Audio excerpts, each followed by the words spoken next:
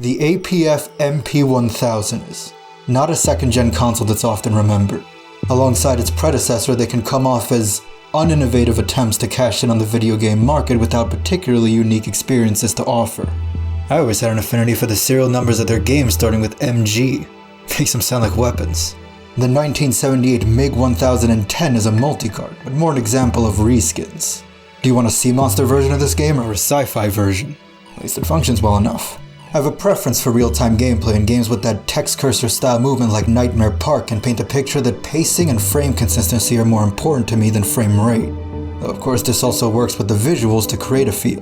For example, in this 1980 game you take on a sadistic amusement park whose rides consist of things like surviving a rhinoceros stampede, or trying to get a flag in a live minefielder with dogs sicked on you in the C64 remake. When you want to know something, the essentially 1 frame per second movement isn't a problem in these real-time movement-based games when it's so consistent, and with visuals that work well with the easy-to-learn pacing of these games.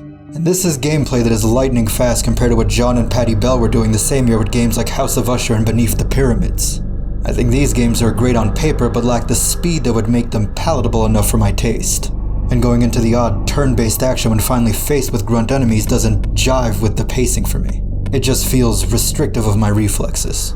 Perhaps ironically, this causes the more vast open environment games like Bermuda Experience or Crypt of the Undead to end up using simplicity to their advantage, since their main meat wasn't the intimate encounters you find in an individual room, and more exploring the world itself. But I do love the complex when you achieve ease of use.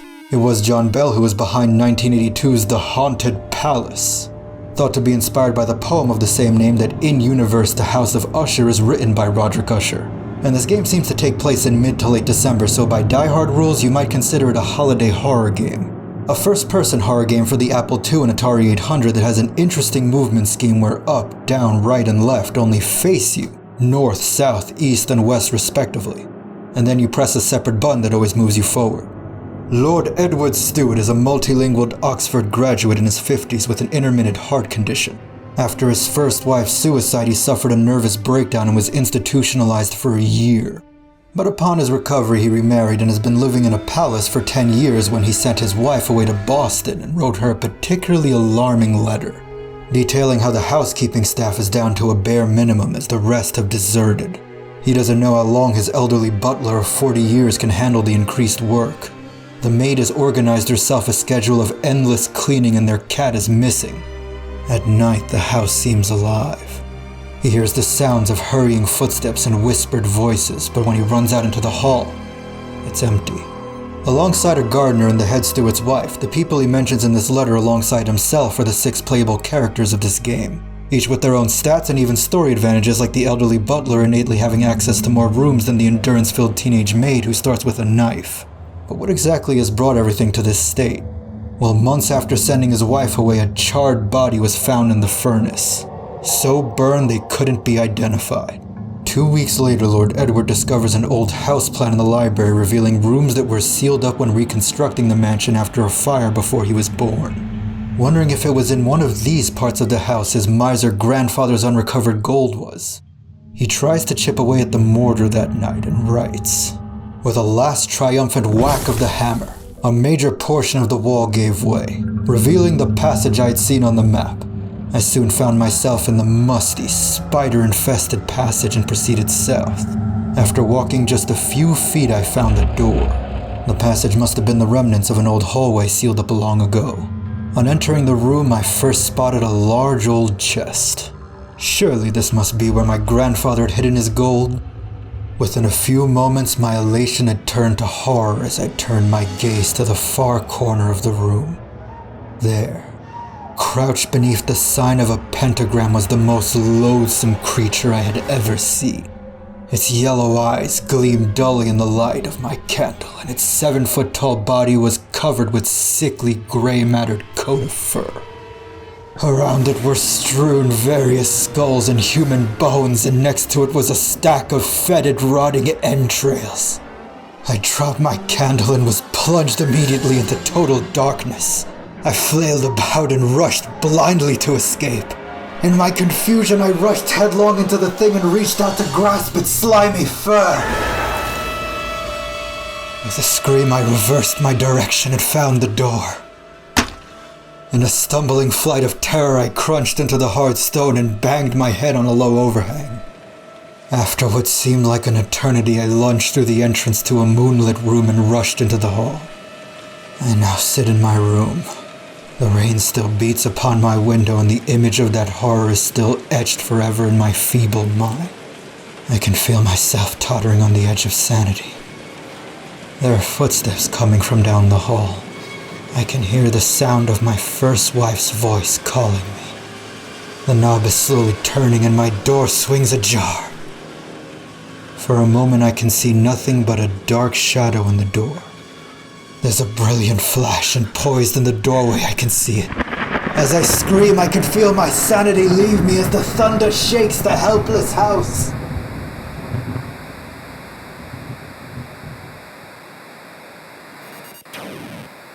Interestingly, no matter who you choose to play as, you begin the game outside, even needing a spare key from under a rock in the Apple II version, implying to me you vacated the palace and are now returning to face the horror.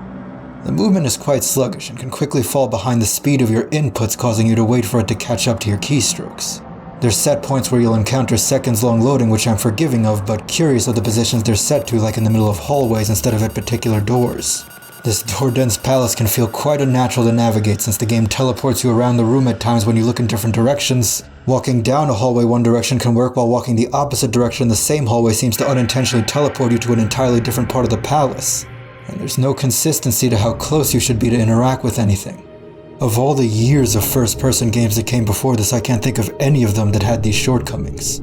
There are dark areas where the Apple II version shows flashes when you change direction that can neatly simulate lightning through the windows if they were more random and not player-controlled. The Atari 800 version doesn't do this, leaving you to feel around by interacting with everything, and has less dark areas overall.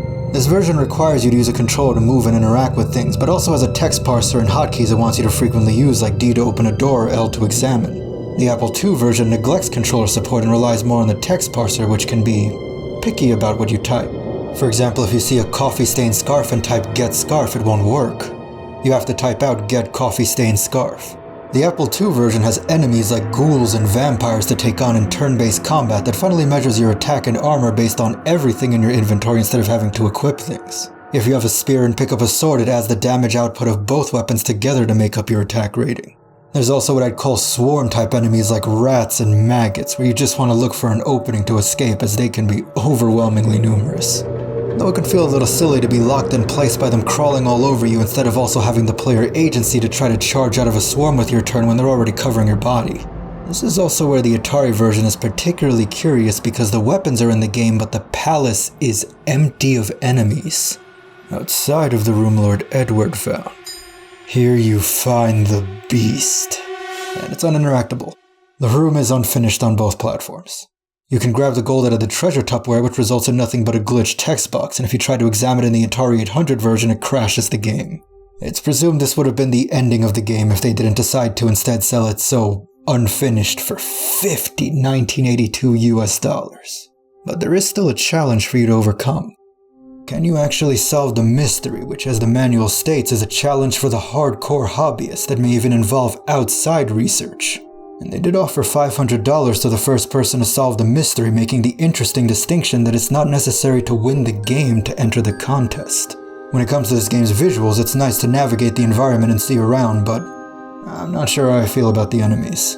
More so their visual design. If this is the artist's capability you have to work with, I don't know how I feel about what's chosen to be shown versus told in this case.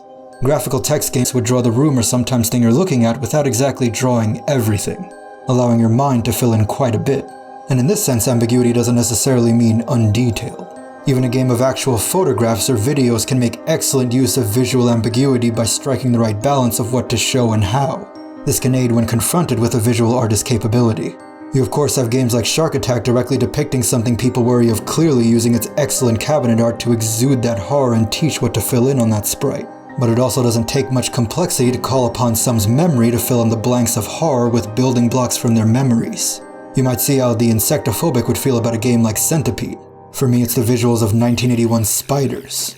I believe these are meant to be webs, but always reminded me more of rapidly growing infection, fungus, mold, rot, or even popping veins. Something you don't want to feel on you. This visual goes for an eerie effect, and even if you can't pin down what you're associating it with, it acts as a canvas for horror, calling upon building blocks from your memory. It can be used with evoking imagery as common as a cross, or ask questions of doubt like mental sanity, but it ain't easy to pump out good things, I'll tell you that. Crystalware, of course, has quite a reputation for frequent half-baked releases, but I might call their ideas 99% fleshed out. Drop the turn-based combat and maybe even the time limit in 1980's House of Usher is an incredible game to me. I'm not asking for the Haunted Palace to figure out med system software level fluidity, but with minor changes to the presentation, I can see it taking its horrors so much further. And unfortunately, that seems to be the legacy of Crystalware. Undercooked rush games that were excellent ideas, and that can serve as a goldmine of inspiration while also perhaps being a cautionary tale of how leaning so far into quantity over quality on the business side can affect the legacy of your games.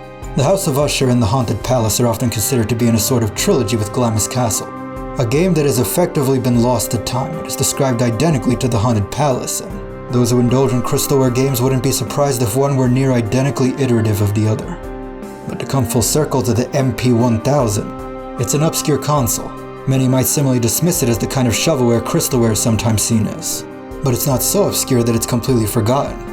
Of all the forgotten games and consoles throughout video game history, this is surviving history not to just play, but be inspired by and learn from. I'm Oktar.